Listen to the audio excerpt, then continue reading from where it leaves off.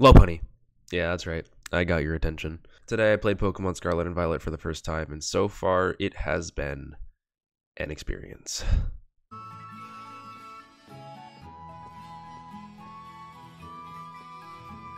I'm sick right now, so ignore my voice. The game opens with a really in-depth character customization screen for a Pokemon game, with a lot to do.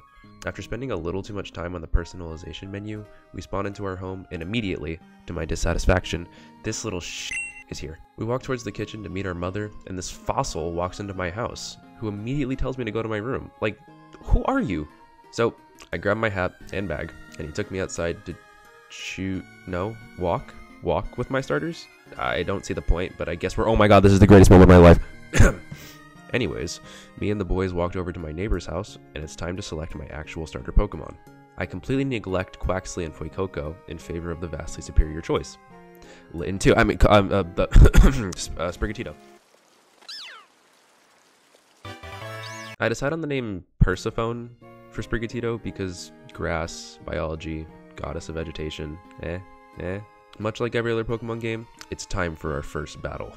An exhilarating experience for my first day of being a trainer, and it's over. Well, I mean, she tried at least. Later, this random Lechonk tries to battle me and Persephone, who didn't magically change genders.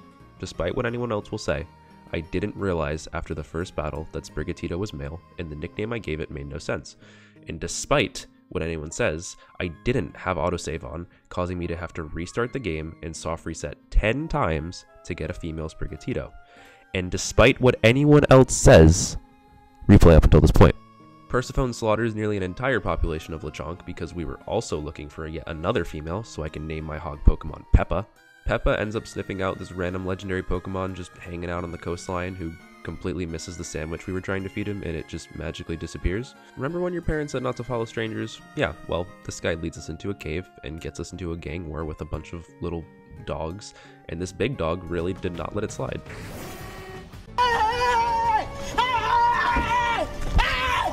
Why are you running? Why are you running? Yeah, blah, blah, blah, whatever. We meet Arvin, battle our rival again, go to school, get hacked, get into free roam mode, and we have access to multiplayer. Let's go. I joined up with a few of my friends for a little bit, caught this Riolu, which I don't think I'll use, but it's there in case we ever need it. Following that, we end up catching our third official team member, being Wattrel, a new electric flying bird who's kind of like Tailo and only has 2 stages of evolution. Thus, Woodstock joins the squad, and we head to the first gym.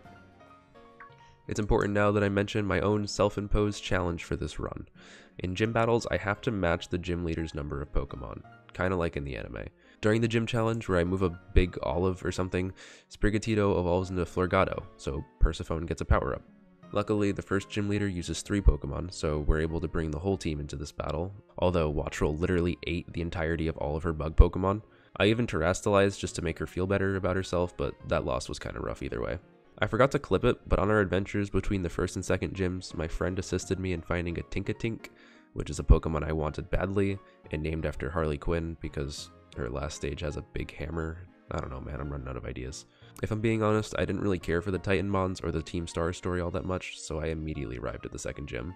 Whoever designed this Chimbuzzle, I would wish really bad things on you, but I can't, because that would be too mean. So I hope both sides of your pillow are warm. You'll notice in this battle that I have 4 Pokemon while the gym leader only has 3. I didn't really realize until I was already in the battle, so I just chose not to use Oinklone, even though it was present in our party. This battle really wasn't that bad, as it was just annoying. We sent out our electric bird first again, and after a single pluck was immediately put to sleep. Quinn comes in and finishes off what Woodstock started with a draining kiss. Quinn takes out Smoliv 2 and leaves us with all 3 Pokemon safe and sound, while this emo cactus guy is left with only Sudowoodo. The fake tree Pokemon is sent out, and I make an interesting call to switch into Persephone here. I don't really know why I did this, but it ended up getting Woodstock killed on the switch-in, which was my only counter to its grass Terra typing.